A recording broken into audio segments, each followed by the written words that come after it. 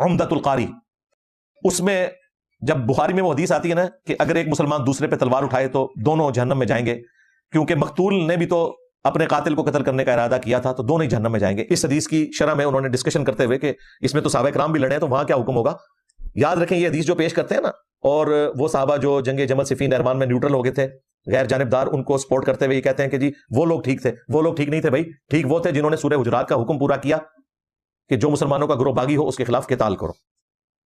उन्होंने सूरह अन-निसा का हुक्म फॉलो किया, अतीउल्लाह व अतीउर रसूल व उलिल अम्रि मिनकुम,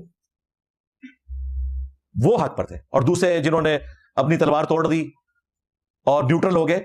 ये जो हदीसें हैं ना कि मुसलमान मुसलमान पे तलवार उठाए, वो जाती रंजिश के ऊपर उठाना है। मैदान जंग में अगर खलीफा वक्त के साथ मिलकर मुखालफीन पे कोई तलवार उठा रहा है, अब मुनकरीन ज़कात के ऊपर अगर साहबा किराम ने तलवार उठाई है ना, तो ये नहीं हुआ कि साहबा किराम पे कोई कुफर लौट आएगा। हालांकि वो नमाज तो पढ़ते थे, नबी इस्लाम को पैगंबर भी मानते थे, बुखारी मुस्लिम में मौजूद है मुनकरीन ज़कात।